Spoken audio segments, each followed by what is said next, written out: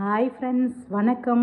இன்றைக்கி நம்ம வீடியோவில் காரசாரமான தயிர் மிளகாய் தொக்கு தான் எப்படி செய்கிறதுன்னு பார்க்க போகிறோம். வாங்க எப்படி செய்யலான்னு பார்த்துடலாம். இதில் நான் ஒரு 10 காஞ்ச மிளகாய் எடுத்திருக்கேன்.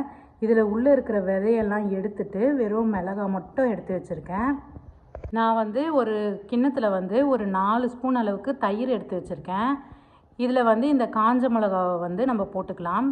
விதை இல்லாமல் அந்த மிளகாவை மட்டும் போட்டுட்டு நம்ம நல்லா இதில் 1 மணி நேரம் கண்டிப்பாக ஊற வைக்கணும். தயிர் கொஞ்சம் புளிச்ச தயிராக இருந்ததுன்னா காரம் அந்தளவுக்கு தெரியாது. புளிச்ச தயிராக நீங்கள் எடுத்துக்கோங்க. இந்த தயிர் கூடவே நான் கருவேப்பிலையும் போட்டு நல்லா மிக்ஸ் பண்ணி நான் வச்சுக்கிறேன். இப்போ இது 1.5 மணி நேரத்துக்கிட்ட நல்லா ஊறிடுச்சு. இந்த தயிர் மிளகாய் தொக்கு இட்லி தோசைக்கு சூப்பராக இருக்கும். இப்போ நான் ஸ்டவ்வை பற்ற வச்சு ஒரு தவா வச்சுக்கிட்டேன். அதில் 1 ஸ்பூன் அளவுக்கு தனியா, 1 ஸ்பூன் அளவுக்கு சீரகம் சேர்த்து நம்ம நல்லா வறுத்து எடுத்துக்கலாம். எண்ணெய் எதுவுமே நான் சேர்க்கல, வெறும் தவாவில் நல்லா வறுத்து எடுத்துக்கலாம். இப்போ நல்லா சூடாயிடுச்சு. நான் ஸ்டவ்வை ஆஃப் பண்ணிவிட்டு நம்ம அதுலேயே நல்லா கலந்து கொடுத்துட்டு சூடு ஆறுனதும் மிக்ஸி ஜாரில் சேர்த்து ஒரு ஓட்டி எடுத்துகிட்டு வந்துடலாம்.